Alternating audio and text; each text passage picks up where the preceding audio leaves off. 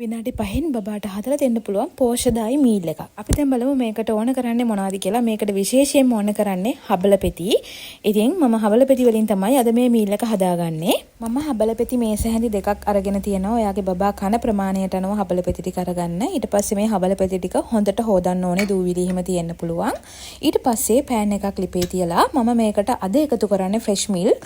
මම මීට කලින් බබාට ෆ්‍රෙෂ් මිල්ක් දීලා තියෙන නිසා අද ෆ්‍රෙෂ් මිල්ක් එකතු කරනවා. නැත්නම් මම සාමාන්‍යයෙන් බබාට එකතු කරන්නේ පොල් කිරි. ඒ වගේම තමයි ඔයාට මේක වතුරෙන් තම්බලා බ්‍රෙස්ට් මිල්ක් හරි ෆෝමියුලා හරි එකතු කරලා බබාට දෙන්න පුළුවන්. ඉතින් මම ලේසියෙන්ම හදාගන්න පුළුවන් කියලා කිව්වේ ෆ්‍රෙෂ් මිල්ක් එකතු කරන නිසා පොල් ගාගෙන දඟලන්න දෙයක් නැහැ. ඒ වගේම විශේෂයෙන්ම මතක් කරන්න ඕනේ අවුරුද්ද රඩු බබාලට ෆ්‍රෙෂ් මිල්ක් දෙන්න එපා කියලා කියනවා. මම මගේ බබාට සමහර කෑම වලට ෆ්‍රෙෂ් මිල්ක් පොඩි ප්‍රමාණයක් එකතු කරලා තියෙන නිසා මම දෙනවා. මම කවදාවත් බබාට ඩිරෙක්ට් බොන්න ෆ්‍රෙෂ් මිල්ක් දීලා නැහැ. ඒක නිසා ඔයාගේ බබාට ෆ්‍රෙෂ් මිල්ක් මීට කලින් දීලා නැත්නම් සහ අවුරුද්ද රඩු බබෙක් නම් ෆ්‍රෙෂ් මිල්ක් එකතු නොකර වතුර හෝ බ්‍රෙස්ට් මිල්ක් ෆෝමියුලා එකතු කරලා මේක හදාගන්න පුළුවන්. ෆ්‍රෙෂ් මිල්ක් වලින් තම්බලා හිඳගත්තට පස්සේ මම මේකට සෙසම සීඩ් පවුඩර් සහ නට්ස් පවුඩර් එකතු කරගන්නවා. ඉතින් ඒක ඔප්ෂනල්. ඔයාට ඒ වෙනුවට මේකට මොන හරි පළතුරක් එකතු කරගන්න පුළුවන්. ඉතින් මේ විදියට සෙසම සීඩ් සහ නට්ස් පවුඩර් එකතු කරන එකෙන් මේකේ පෝෂණය තවත් වැඩි වෙනවා. විශේෂයෙන්ම මතක් කරන්න ඕනේ මේ දාන ඉන්ග්‍රීඩියන්ට්ස් මීට කලින් ඔයා බබාට දීලා නැත්නම් 3 days method එකට ඇලර්ජි ටෙස්ට් කරලා දෙන්න. අවසානයේ මම මේකට චූටියට කපාගත්තු කෙසෙල් ගෙඩියක් එකතු කරගන්නවා. Iron, healthy fats, carbohydrate, protein, fibre, calcium තියෙන පෝෂදායි බබාගේ බර වැඩි කරගන්න පුරුවන් මීල් එකක් තමයි මේක.